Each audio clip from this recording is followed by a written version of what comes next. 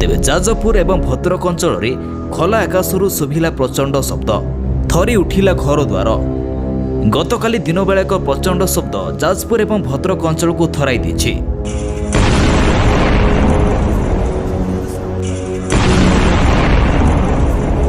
এই শব্দ কেউঠু কেমিতি শুভিলা এই কথা কেহি জানি নাহাନ୍ତି कि से विषय कौनसी भी सूचना मिल पारि नाही।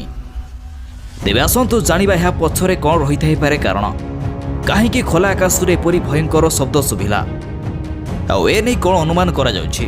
ए विषय संपूर्ण खबर जानिया पय शेष पर्यंत निहाती देखंतु। ता सहित चैनल को नुआ कर आसीथिले हॉलीवुड न्यूज को मध्य सब्सक्राइब कर दियंतु, आगु को अधिक खबर जानि परिबे।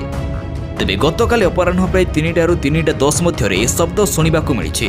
विशेषकर जाजपुर टाउन, चंडीखोल, बिंझारपुर एवं भद्रकर भंडारी पोखरी अंचल लोकमाने ही प्रचंड शब्द शुणिथिबार कहिसंते। प्रथमे प्रचंड विस्फोरण शब्द शुणिबा परे दुई थर लगातार विस्फोरण शब्द शुणा जायथिला। तेबे लोकमाने यह विषय अनेक प्रकार आलोचना करुछंती। शब्द खूब प्रचंड एवं भयंकर थिला, जेमिति किछि बड़ घटना घटी जायछि। एहिपरि किछि प्रथम थर पय शुणिबाकू मिलिछि, जहाकि एक रहस्यमय शब्द। एबे आसंतु जानिबा ଏହା पछरे कोन रही थाई पारे कारण। तेबे अप्राकृतिक घटना पछरे कारण सोनिक बूम थाई पारे बोली अनुमान करा जाउछि। एम लोकमानकु लागिछि जे सोनिक बूम पय एपरि घटिछि। वर्तमान अनेक लोकଙ୍କ मनरे प्रश्न उठुथिबो जे सोनिक बूमटी कोन। आ ता पूर्व जानि नथु जे चलित वर्ष मे मासरे एपरि एक घटना बेंगालुरु रे मध्य घटिथिला। लॉकडाउन जोगु शांत होई जायथिबा बेंगालुरु हठात अशांत होई जायथिला। आ परे ही घटना पछर कारण सोनिक बूम थिला बोली कहा जायथिला। कौन सी जिनस ध्वनि किंबा शब्दर गति ठार अधिक गति रे पवन रे गति करिबा द्वारा एभली शब्द सृष्टि होइथाय। ए शब्द को सोनिक बूम बोली कहा जाय। एबे सोनिक बूमटी कोन?